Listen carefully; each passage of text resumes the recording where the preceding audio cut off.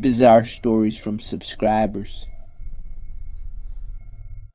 Hi Leo, I'm Enzo, a 12-year-old. It started at my great-grandma's farm. That place was cool.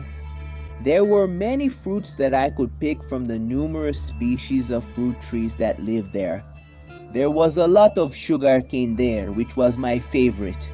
My great-grandmother always told me to pick the fruits very carefully because there were mysterious things in nature that not even the wisest could explain. So there was this time, dude, that I was there in the part of the sugarcane field, right? I always carried a knife with me to open the fruits, and in this case I was cutting the sugarcane because it is very hard. So I sat right there and started to chew and suck the juice. I stayed there for hours and had already consumed about 5 sugarcane until I heard a noise. I thought it must be a bird landing there, but it was nothing. I sensed something bad and left there. The next day, I went there again. A lot of sugarcane was missing. It looked like someone had harvested. I asked my great-grandmother if she knew anything. She said it was Tonhão who took some from time to time, that I shouldn't talk to him and not take much from there because he took care of the perimeter. I found it a bit strange, but okay. On the third day, I did the same thing. I stayed there sucking on sugarcane until I heard the sound of dry leaves being stepped on again. But now you could tell they were actual footsteps. Could it be this Tonhão that my grandmother talked about? Who is this strange man? Does he work here as a caretaker or gardener? I didn't quite understand that. I was apprehensive until the bushes opened in front of me. And there was nothing. It seemed like something invisible had stopped in front of me of large proportion. I heard the following: "Get out of here! You're stealing all the sugarcane. Leave before I finish you off, boy." Dude, what's happening? What kind of creature is this that's talking to me? I could only stand still without moving, so as not to be attacked by this thing. I stayed for about half an hour, and that creature kept talking. Suddenly I didn't hear anything anymore. It seemed like the weather was clear, without clouds, and the wind continued to blow. It seemed like nothing had happened. Am I going crazy? I decided to ignore it, and I went to cut the cane again, and that's when I felt an absurd pain, man. When I blinked and opened my eyes, where the cane was my arm. It was running all over my arm. My vital fluid. I was in some kind of illusion.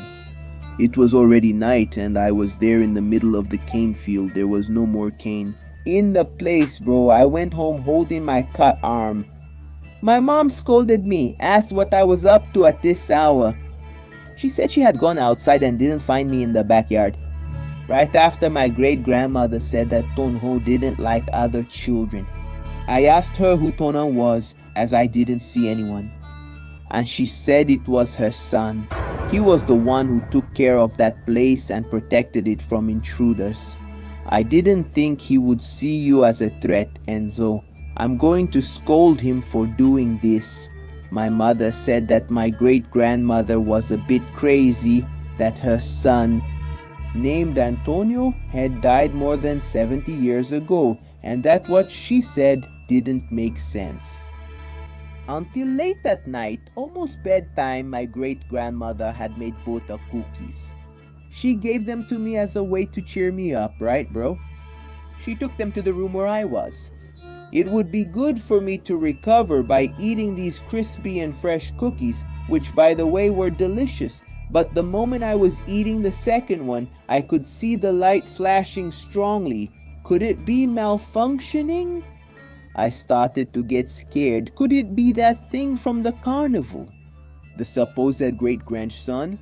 I left the cookies and went to the window, right, to take a look outside. There was a trail in the grass that came straight to the house. The light was completely gone, man. I hid under the bed, crawling until someone knocked on the door. But I didn't open it. I stayed there quietly until something gave a very strong punch and the door fell down. I really didn't see anything. I just heard footsteps on the wooden floor. He was there. He went to the cookies. Crumbs were falling and I heard it. I love my mom's cookies.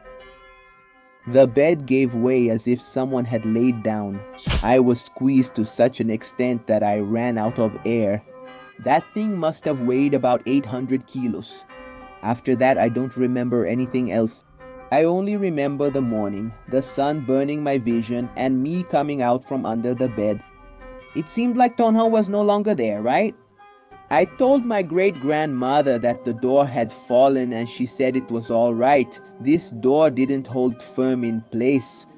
Antonio has a habit of opening this door with a punch. My mother, who slept in the next room, said she heard a noise at night, but she was too lazy to see what it was. She thought it was me making a mess. I haven't been back there since. If it's up to me, never again. I'm almost sure that the room I was sleeping in was Tonhão's old room, right? While he was alive. And the great-grandmother making the cookies that Tonhão loved so much was certainly an attraction for him to show up there. It really is a miracle that I'm alive today.